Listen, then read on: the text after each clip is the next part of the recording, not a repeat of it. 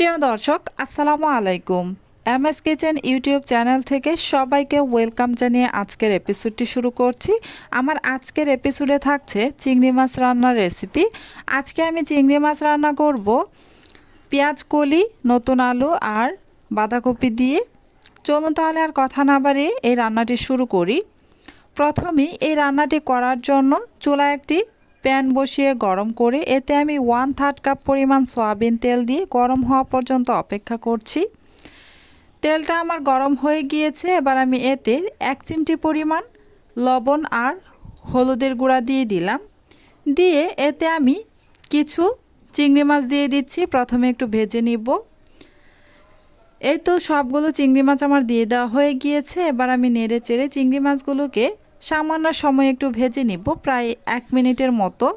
খুব বেশি সময় ধরে চিংড়ি মাছগুলোকে ভাজা যাবে না, সামান্য সময় চিংড়ি মাছগুলোকে ভেজে নিয়ে এতে আমি দিয়ে দিচ্ছি 1/2 চা চামচ পরিমাণ জিরা পেস্ট আর বড় সাইজের 2টি পেঁয়াজের পেস্ট দিয়ে নেড়ে চেড়ে কিছুক্ষণ ভেজে নিব। কিছুক্ষণ ভেজে নেওয়ার পর এতে আমি কিছু গুঁড়া মশলা দিয়ে দিচ্ছি। প্রথমে আমি 1.5 চা চামচ মরিচের গুঁড়া দিয়ে দিলাম, তারপর 1 চা চামচ হলুদের গুঁড়া, 1 চা চামচ ধনিয়ার গুঁড়া দিয়ে আর দিয়ে দিচ্ছি স্বাদ মতো লবণ। এবার আমি নেড়ে চেড়ে খুব ভালোভাবে মিশিয়ে আরও 2 মিনিটের মতো মশলাটাকে ভেজে নিব। এ পর্যায়ে চুলার আঁচ একেবারে লোতে করে রেখে 2 মিনিট পর্যন্ত আমি মশলাটাকে ভেজে নেব। যেহেতু পানি আগেই অ্যাড করিনি, তাই চুলার আঁচ লোতে রেখে মশলাটা ভেজে তারপর আমি এতে 1/2 কাপ পরিমাণ পানি দিয়ে নেড়েচেড়ে মিশিয়ে নিয়ে ঢাকনা দিয়ে ডেকে দিলাম খুব ভালোভাবে কষিয়ে নেওয়ার জন্য। কিছুক্ষণ পর ঢাকনা খুলে দেখছি কী অবস্থা, মশলাটা কষিয়ে নেওয়া হয়েছে কি না। এই তো আমার মশলাটা কষিয়ে নেওয়া হয়ে গিয়েছে। এবার আমি এতে দিয়ে দিব কেটে রাখা আলু আর পেঁয়াজের কলি।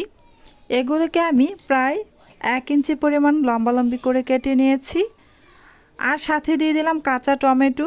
এখানে 3টি কাঁচা টমেটো আছে। এই টমেটোগুলোকেও আমি একটা টমেটো 4 ফালি করে নিয়ে তারপর দিয়ে দিলাম। দিয়ে একটু নেড়ে চেড়ে খুব ভালোভাবে মিশিয়ে নিয়ে ঢাকনা দিয়ে ডেকে কিছুক্ষণ আমি কষিয়ে নেব। কিছুক্ষণ কষিয়ে নিয়েছি। আমার পেঁয়াজ কলি, আলু, টমেটো সব কিছুই প্রায় 50%-এর মতো সিদ্ধ হয়ে গিয়েছে। এ পর্যায়ে আমি এতে আগে থেকেই ভাপ দিয়ে রাখা বাঁধাকপি দিয়ে দিলাম।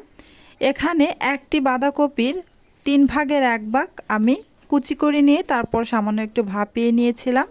এবার সব কিছু একসাথে নেড়েচেড়ে মিশিয়ে নিয়ে ঢাকনা দিয়ে ডেকে দিব। কোনো প্রকার পানি অ্যাড করা যাবে না, পানি ছাড়াই রান্নাটা করে নিতে হবে। এই তো ঢাকনা দিয়ে ডেকে কিছুক্ষণ পর ঢাকনা খুলে দেখছি কী অবস্থা। একটু নেড়েচেড়ে দিচ্ছি। পানিটা প্রায় শুকিয়ে গিয়েছে, আরও সামান্য একটু পানি আছে আর সমস্ত কিছু আমার সিদ্ধ হয়ে গিয়েছে। লবণটাও আমি চেক করে নিয়েছি, সব কিছু ঠিক আছে। এবার পানিটা একেবারে শুকিয়ে ফেলবো।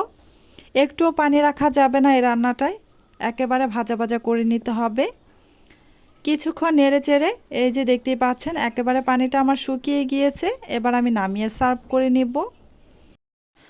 আপনারা চাইলে লাস্ট পর্যায়ে এসে কিছু ধনিয়া পাতা অ্যাড করতে পারেন। যারা খুব বেশি পছন্দ করেন ধনিয়া পাতা, ওনারা অ্যাড করে দিতে পারেন। আজকের মতো এখানেই বিদায় নিচ্ছি। আবারও দেখা হবে পরবর্তীতে কোনো নতুন রেসিপির সাথে। আপনারা অনেক বেশি ভালো থাকবেন, সুস্থ থাকবেন। আসসালামু আলাইকুম ওয়া রাহমাতুল্লাহি ওয়া বারাকাতুহু।